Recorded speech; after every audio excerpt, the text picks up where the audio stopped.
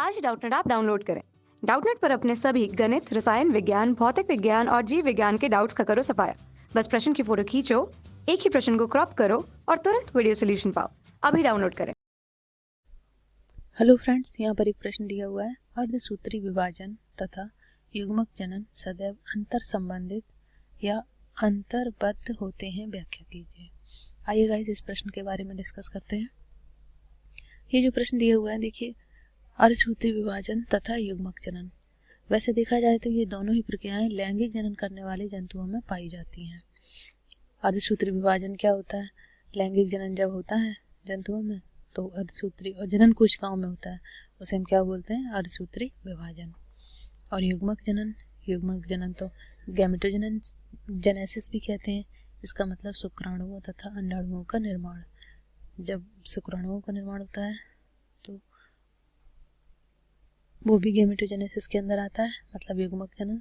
और जब अंडाणुओं का निर्माण होता है तो वो भी युग्मक जनन के अंतर्गत आता है। आइए देख लेते हैं इस प्रश्न के बारे में।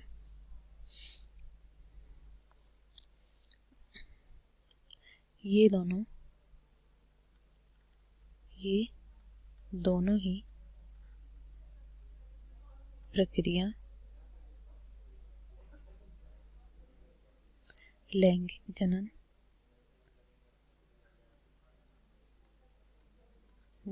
करने वाले जंतुओं में पाई जाती है।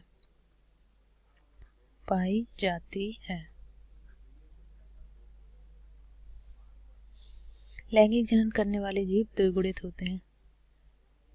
लैंगिक जनन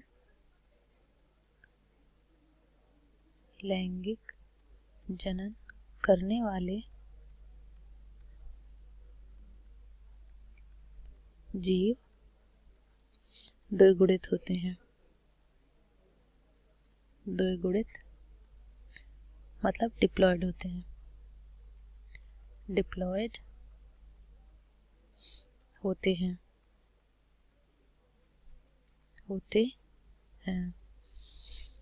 फिर क्या होता है गाइस? देखिए गाइस, इसे इसलिए अंतर संबंधित कहते हैं। एक बार डिप्लॉयड स्टेज आती है, एक बार हैप्लॉयड स्टेज आती है, और दोनों ही क्रियाएं एक दूसरे के बिना हो नहीं सकती। तो इसलिए हम इस रिलेशन में ये जो अर्धसूत्री विभाजन तथा युग्मक जनन पूछा, सदैव अंतर संबंधित होते हैं, ये कथन बिल्कुल सत्य है। आइए और देखते हैं इस प्रश्न के बारे में। युग्मक निर्माण को, जैसा कि गाइस मैंने अभी बताया, युग्मक निर्माण को क्या कहते हैं? युग्मक जनन। युग्मक निर्माण को युग्मक जनन कहते हैं।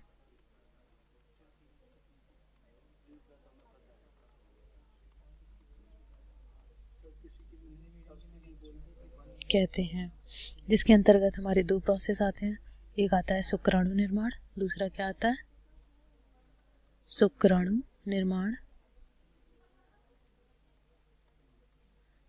दूसरा क्या होता है? अंडाणु निर्माण।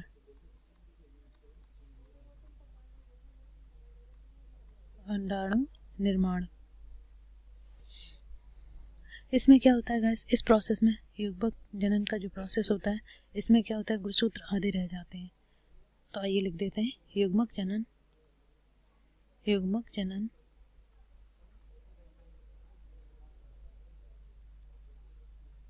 में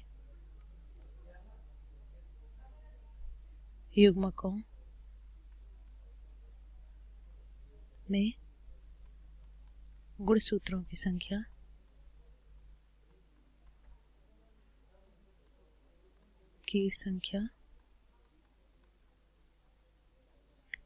आधी रह जाती है। आधी रह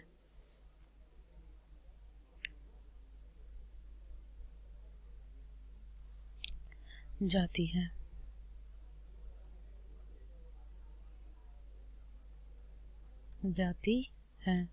तो गाइस आपने देखा कि अर्धसूत्री विभाजन में क्या हो रहा था? डिप्लॉयड हो रहा था। अब जैसे युग्मक जनन होता है, मतलब कि शुक्राणु और अंडाणुओं का निर्माण होता है, तो यहाँ पे फिर एक बार से गुणसूत्रों की संख्या आधी रह जाती है। तो ये जो प्रोसेस होता है दो बार होता है। अर्थात युग्मक अगुणित होने लगते हैं। इसी को क्या बोलेंगे? अर्थात युग्मक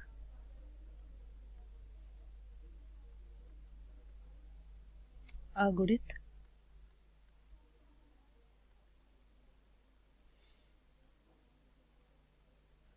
होते हैं। या फिर हम कह सकते हैं कि जो युग्मक जनन प्रक्रिया अर्धसूत्री विभाजन द्वारा ही होती है। हम कह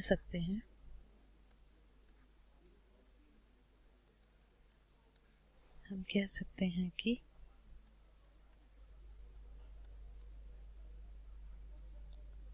युग्मक जनन प्रक्रिया अर्धसूत्री विभाजन द्वारा होती है।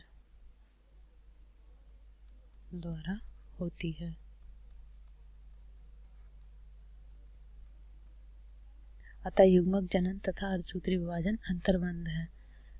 अतः युग्मक जनन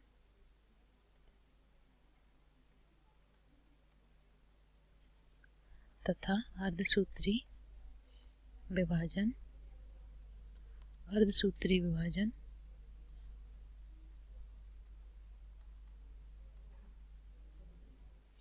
अंतर्बद्ध है या अंतर संबंधित है।